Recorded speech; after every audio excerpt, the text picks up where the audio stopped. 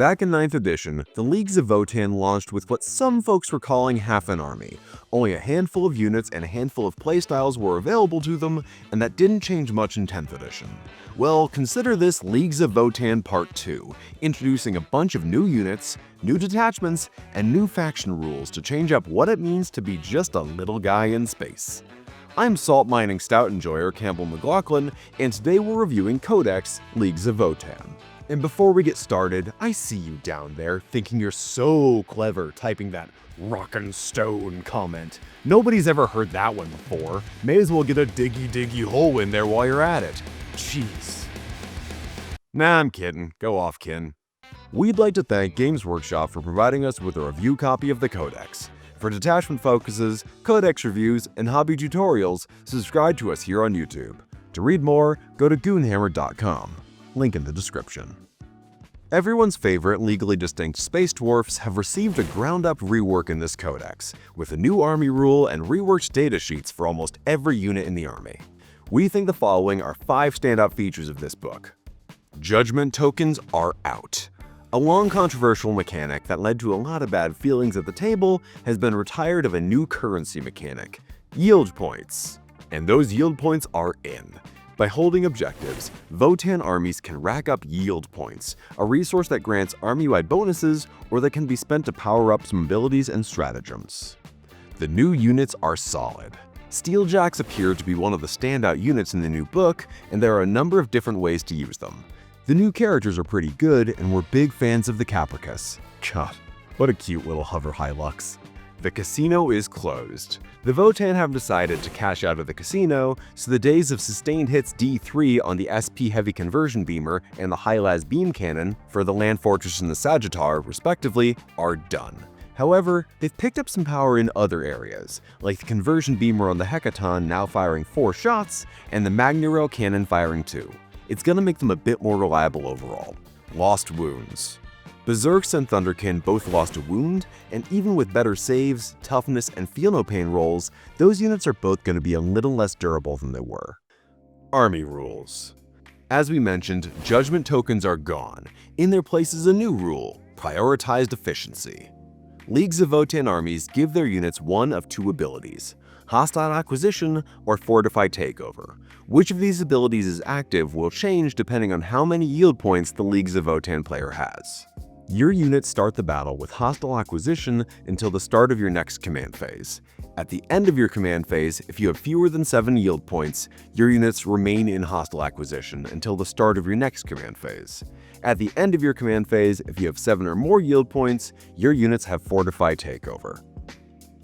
When your units have hostile acquisition, each time they attack an enemy unit on an objective, they get +1 to hit, as well as being able to reroll advance and charge rolls against them. When your units have fortified takeover, each time they make an attack while they are in range of an objective they control, they get +1 to hit. Also, each time an attack targets your non-vehicle units, if the strength is higher than your unit's toughness, that attack has -1 to wound. Gaining yield points. At the end of each player's command phase, you gain 1 yield point if you control an objective in your deployment zone. Starting in the second battle round, you gain 1 additional yield point if you control an objective outside your deployment zone, 1 more for controlling 2 or more objectives outside your deployment zone, and an extra yield point if you control more objectives than your opponent. Because yield points stack up in both players' command phases, they can quickly snowball, depending on how much board control you've got. There are also a few ways to either gain or spend yield points, so budgeting and planning ahead on which abilities you want from prioritized efficiency will be key to playing this army well. Detachments. Leagues of Votann armies have access to 6 detachments, 5 in the Codex, plus the Hearthband detachment from Grommus. We'll go into more detail with detachment-focused videos and articles on Goonhammer.com, but we'll give you the gist here. Also, forgive the pronunciation, there's a lot of fake Norse in here. The annoyingly named Nidgard Oathband, annoying because that circumflex over the second A will mess up your searches for this in the 40k app, is more or less the basic detachment for the army. The benefits here are broad, and the detachment rule gets you an extra yield point each time you destroy an enemy unit. Persecution Prospect is focused on Herdenkin, and units in the detachment can pin enemy units by focusing fire on them from multiple sources, reducing their movement and their charge rolls. Another detachment with a circumflex in the name, the Delve Assault Shift is your Berserk-focused detachment. It gives Berserks the battle line keyword, and the rules benefit a mix of Berserks and their new Earthshaker artillery pieces. The Breakfast Oath Band, Brandfast Oathband detachment, is a transport-focused one, giving your infantry sustained hits 1 on the ranged attacks while they're wholly within 6 inches of a transport. Hearthfire Arsenal, that's fire with a Y, is all about your Memnir units, in particular the new Steeljacks. The detachment gives you extra yield points for controlling objectives with Iron Masters and Memnir on them, and it lets you spend those points for rerolls on your robots. Hearthband, the Grotmus detachment, is still around, and it's built to support your Hearthguard units. Those guys don't come out too well in this codex, so this detachment might be on the back burner for a while. Datasheets. Fortunately, being such a new army, we don't need to say goodbye to any Votann units. Unfortunately, they were such a small range that this codex release effectively doubles the number of options available to them. There's 8 new units in the book, with 2 of them stemming from double kits. It's a much needed boost to the army's variety, and fortunately the new stuff is pretty good. These are the most exciting, so we'll cover them first. The new epic hero in the mix, Buri Engerson, is a melee monster, fueled by pure spite, which, hey, big same. Think of him like a tougher Khal or Uthar, rocking toughness 6 and the ability to stand back up after dying on a 2-up. He's also got a gnarly d6 plus 2-inch surge move that he can use to get into combat if you shoot him, where he's got a frankly hilarious strength 12 spear. He's got 5 attacks with that thing, hitting with precision, AP 3, and damage 3, and can pretty reliably take half the wounds off of a knight. He's got a less exciting but still usable sweep attack too, and his only downside is that he's gotta run alone. He's got lone operative and stealth though, so this Monster Hunter cosplayer shouldn't get too banged up on the way in. The Memnir strategist, as you can probably tell by his stupid, "I'm so intelligent" steepled fingers pose, isn't much of a fighter. What he's actually good for is jacking up your Steeljacks, letting them use Overwatch or Heroic Intervention for free, and letting you gain or spend a yield point for each strategist you've gotten an objective, letting you manipulate your yield points for the bonuses you want. The Arcanist Evaluator is what happens when you take Doc Brown, Dr. Wily, Bato from Ghost in the Shell, and cram them all into a 4'0" micro prince with a giant laser cannon. His Transmatter Inverter has 3 firing modes, kind of like a plasma gun with 3 attacks, all hitting on 2s. The first mode gives you 12 inches of range, Rapid Fire 1, AP 1, and Damage 1. This is for cowards. If you use this against me, I will mercilessly bully you in real life. If this is the guy who's bullying you, that's deeply sad. The second mode extends the range to 18 inches, gaining Hazardous and going to Rapid Fire 2, AP 2, and Damage 2. This is respectable. The third mode though, that's what we call Bravery mode.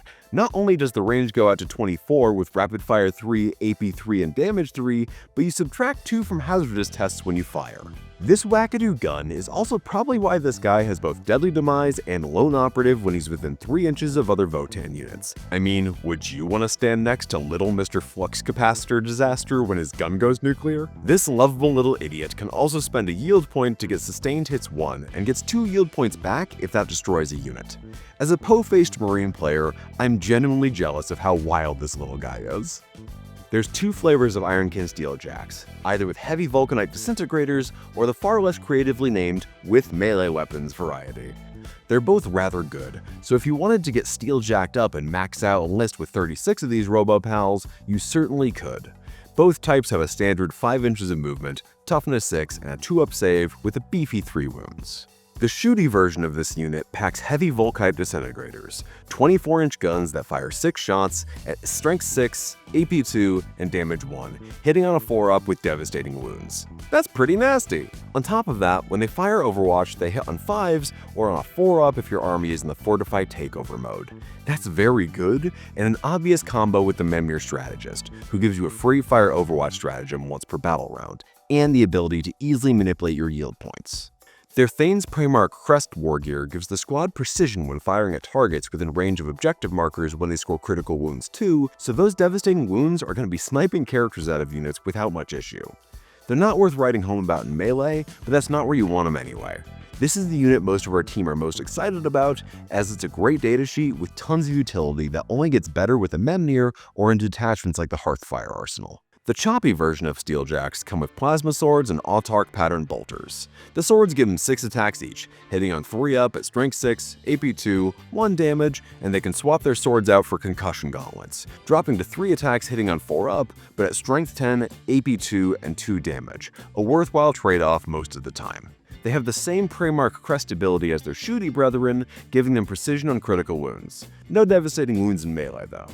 Instead of better Overwatch, they force enemy units falling back for them to take a desperate escape test, and if they're battle shocked, that test is made with an additional -1 penalty.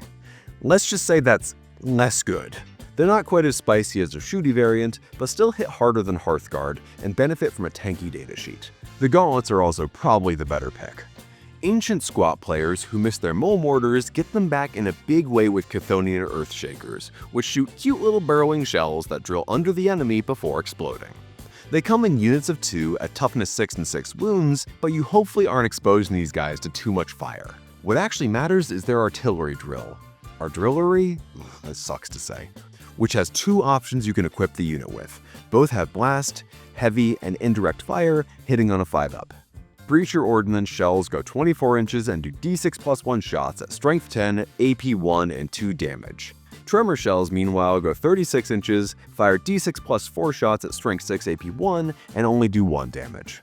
Breacher Ordnance has the exceptionally rare twice per game ability, where for the rest of the shooting phase, everything in your army can gain reroll wounds against the target that you hit. That's pretty solid, since all you gotta do is hit, not wound. Meanwhile, Tremor Shells force a Battle Shock test at -1, which, okay, fine. 24 inches of range isn't great for what should be a backfield artillery piece, and shooting out to 36 with Tremor Shells just means the odd leadership test here or there. You're also hitting on 5s at indirect targets unless you're in prioritized efficiency. Short range aside, the Breacher Ordnance is probably the better option here, as even if it's only really covering the midfield from your whole objective, it will help you punch up into whatever it hits. Like the Steeljacks, we get another dual kit, this time for the Capricus, a cute little hover pickup truck that can be built either as a transport for your Hernkin or a speedy little gun wagon. Both are toughness 7 with a 4-up save, 7 wounds, and 12 inches of movement with a 9-inch scout move too. The shootier version, the Capricus Defender, can come paired up in squads of 2, and it has the smoke keyword as well. They've also got an annoying little shoot and scoot ability where they can move d6 inches after shooting, potentially getting into cover or at least into a better position. Defenders come with a Magna Rail cannon and twin autocannon, but can trade their Magna Rail for a high-las rotary cannon. The Magna Rail is strength 14, AP 4, D3+3 damage, with only 1 shot at heavy and devastating wounds, while the rotary cannon is 6 shots at strength 6, AP 1, and 2 damage with sustained hits 1. Both are pretty good, the kind of thing you want to double or triple up on in order to have more reliability than a single shot gun is gonna give, especially if your target isn't on an objective. That said, the real value is being cheap and fast. They give you a ton of movement and flexibility, and the gun is just a bonus. The Capricus Carrier is a dedicated transport that can hold 5 Hernkin Jaeger models, with a rule that should be familiar to anybody with a Sagittar, where you can split your squads into 2 little units of 5 models. As Jaegers are more useful as cheap little objective units than offensive 10-man powerhouses, it's a load of added flexibility. Your little 5-kin squad get to shoot out the back too, and there's a twin autocannon and an extra autocannon, both of which fire at strength 7, AP 1, and 2 damage. On top of all that, the Carrier has the Scanner Uplinks ability. In your shooting phase, after a Carrier shoots, you can pick a non-monster and non-vehicle enemy unit that it hit. Until the start of your next turn, that enemy unit is suppressed, and when it makes attacks, it gets -1 to its hit rolls. While it won't help you against knights or vehicles, it can be absolutely devastating to units like Meganobs that really don't want to take that -1 penalty to hit. While there are changes big and small across the entire army, we'll go over a few of the general changes that affect multiple units here. Graviton weapons now have anti-vehicle 3-up and anti-monster 3-up, instead of just having anti-vehicle 2-up like they had before. It's a downgrade against vehicles specifically, but it opens them up to take on monsters. Bolt cannons, twin or otherwise, have been upgraded from sustained hits 1 to sustained hits 2. Vulcanite disintegrators have had their range increased from 18 to 24. Matter autocannons, Mater autocannons, like from cars? The autocannons on Hecaton land fortresses in the Sagittar. They've gained sustained hits 1. Weave Field Crests now give the Bearer's unit a 5-up invulnerable save instead of a 4-up. Sorry Hearthkin and Hearthguard. Conversion weapons still get critical hits on a 4-up when outside of half range, and they traded sustained hits D3 for lethal hits. Pan-spectral scanners let units reroll hit rolls of 1 with shooting attacks. With that general housekeeping out of the way, let's get into specific datasheets. Uthar the Destined is no longer destined, but his Ancestral Fortune ability can now let him change a hit, wound, or save roll to a 6.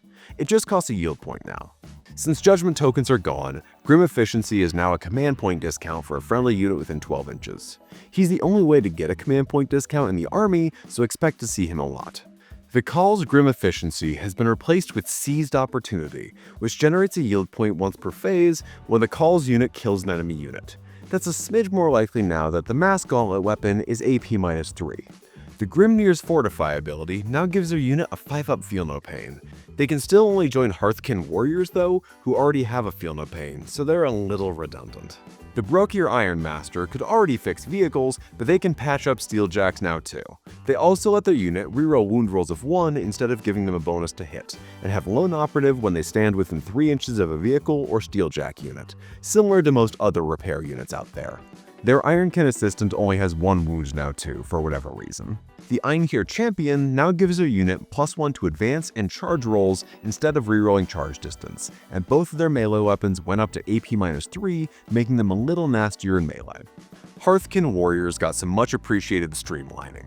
Most of their war gear abilities that were tied to a model before are just part of the unit now, so they have a built-in 6-up Feel No Pain and can just reroll hit rolls of 1. They're on the whole a smidge less dangerous in melee than they were before, with their Ken melee weapons being replaced by the slightly dinkier plasma knives, but that's not where you want them anyway. Brokier Thunderkin dropped down to 2 wounds, and they now strip cover against 1 unit they hit in the shooting phase. Instead of rolling for how many shots they get, their Graviton Blast Cannon is now a flat 3 shots at Strength 5, AP 2, and Damage 3, which should speed up the time it takes to fire with these guys. They also went up to 24 inches of range, along with the aforementioned Graviton changes, letting these guys project a bigger threat range to more types of target. Their SP Conversion Beamer also got the standard conversion weapon changes, but now has 2 shots at Strength 7, AP 2, and 3 damage, with lethal hits making it a more reliable damage dealer. Einhir Hearthguard lost a point of toughness, now sitting at toughness 5. They also lost their conditional -1 to be wounded, which was replaced by rerolling 1s to hit when shooting the closest enemy unit. Their Exo Armor Grenade launchers dropped down to just D3 shots at Strength 3 and Blast, while their Edakarn Plasma Guns went down to Strength 7 but gained Rapid Fire. Their Concussion Gauntlets also dropped down to Strength 8, but their Hammer gained Anti-Monster and Anti-Vehicle 3-up. It all feels kinda bad seeing the previous elite, tough infantry take so many hits when Steeljacks got all of the good stuff and filled basically the same role. Chthonian Berserks received one of the oddest reworks in the book. They went from Toughness 5, 2 wounds, a 6-up save, and a 5-up Feel No Pain, to Toughness 6, 1 wound, a 5-up save, and a 4-up Feel No Pain. That drops them from an effective 3 wounds to an effective 2 wounds per model, at least if you ask the number crunchers on the team. The Mole Launcher, always seeming out of place in this unit, also took a few hits, no longer giving the bearer an extra wound or an extra attack. Its range dropped to 18 inches, and if it shoots a non-monster or non-vehicle unit, they can't use Overwatch till your next shooting phase. Your guys still fight on death on a 4-up, with a +1 to that roll if you're in Fortify Takeover. Concussion Mauls were reworked to be 3 attacks at Strength 5, AP 2, and Damage 3 with a Graviton treatment, while Plasma Axes lost their sweep profile and are now 3 attacks at Strength 7, AP 2, and Damage 3. Concussion Gauntlets were reworked to being 4 attacks at the pretty standard Concussion Gauntlet profile of Strength 8, AP 2, and Damage 2 while keeping twin-linked. Harnkin Pioneers didn't change much. They need to be wholly within 9 inches of a table edge if you want to return them to strategic reserves now, and their weapons line up with the other Codex changes. Their war gear had a few tweaks, with Pan-Spectral Scanner giving them shooting rerolls of 1 to hit, and their Searchlight letting them ignore all modifiers to hit. Our poor Sagittars got done dirty. They were reduced to Toughness 9 and OC 2, losing a point of each stat. Their missile ranges were increased to 36 inches, but the Sagittar missile launcher strength was reduced to 10. The High-Las Beam Cannon lost all special rules, though it did go to D6 +1 damage. Pour one out for the Casino Cannon Clown Car. Last but certainly not least, the Hecaton Land Fortress continues to live up to its name. Their fire support ability was replaced with a multi-cog targeting rule, which allows them to ignore all ranged hit and ballistic skill modifiers, while also gaining rerolls of 1 to hit through their panspectral scanners, at the cost of losing ignore cover. The heavy Magna Rail Cannon gained a second shot, and it still hits hard at strength 18, AP 4, and has slightly reduced D6 plus 4 damage. The Cyclic Ion Cannon lost 2 points of strength and an attack, but you're probably taking this thing for the big honkin' rail cannon anyway. The SP Conversion Beamer saw a side grade, gaining lethal hits and going up to 4 shots, but losing the sustained hits in favor of the same conversion rules as everything else. They can also carry around 14 models now instead of 12, and exoframe models only take up 2 spots instead of 3, so a full unit of 6 Thunderkin can easily fit in the High Calls cargo van. How they'll play. There are a ton of small changes here that amount to big shifts in how the army plays, and it's hard to get a full read on all of it unless you've played a few games with the army. There's a ton of little changes here that amount to big shifts in how the army plays, and it's hard to get a full read on it unless you've played a few games with the army. While I'm sure some folks are already filling the comments section with grudges of their own over the loss of judgment tokens, slow down and take a minute to think about what the army's gained in exchange. Bonuses to hit are easy to come by through the yield point system, and panspectral scanners give warriors, pioneers, and the Hecaton Land Fortress rerolls on 1s to hit, giving them a significant boost that combos really nicely with those bonuses to hit. War gear like that and stratagems like Hunter's Mark for shooting rerolls will be important, as you won't always be able to depend on having key targets on objectives to give you that +1 to hit. The bigger loss from the Judgment Token to yield point change is losing the +1 to wound bonus, which let you effectively punch up against harder targets or let Hearthguard wipe the floor with infantry. With this in mind, there should be more emphasis on picking the right tool for the right job, like using your grav or conversion weapons to deal with vehicles and monsters. It's less of a one-size-fits-all approach to dealing with your opponent's army, but Votann armies are likely gonna look pretty familiar. Votann are still slow on foot but super mobile in transports, and those speedy, scouting little vehicles are going to be just as useful as ever. Nabbing objectives, blocking in your opponent, and doing a surprising amount of shooting damage means your transports are all still going to be staples. You're probably going to see Uthar show up pretty often, as he's the only way to reduce command point costs, and the army doesn't get a pinata's worth of command points like in the old detachments. Still, while using command points effectively is as important as ever, yield points are going to be the resource that you're going to have to get familiar with, actively managing them, spending them when able, and floating between hostile acquisition and fortified takeover as your army needs it. Final thoughts. Our initial feelings with this book were ones of trepidation. The loss of durability and offensive output on staple units like Berserks and Hearthguard hurt, and it was hard to picture Votann without judgment tokens. After our test games, it turns out the loss of those judgment tokens wasn't worth grumbling about. The rerolls, bonuses to hit, and extra shots spread around the army more than make up for it. It'll be pretty easy to rack up enough yield points to get up to Fortify Takeover relatively quickly, likely getting there by turn 3 if you're not spending them left and right. We think the army is probably going to sit around the middle of the pack from a power perspective, which is kind of refreshing when recent releases like Death Guard and Chaos Knights have been Codex creeping their way to the top of the win rates. Staying roughly around the same place from a competitive standpoint while gaining a bunch of new options means Votann players should be pretty happy, and as someone who plays in a community full of the little guys, I'm looking forward to the added variety. Now there is one problem with the new book. Yield points involve a load of bookkeeping, so you'll want a way to track those points during the game. The good news is that Tabletop Battles now supports faction-specific trackers. If you join the Goonhammer Patreon for just $5 a month, you get access to new faction-specific trackers in Tabletop Battles, our gaming companion app. Keep track of resources like pain tokens or blessings of Khorne, or yield points when the Votann Codex drops, right there in your score sheet.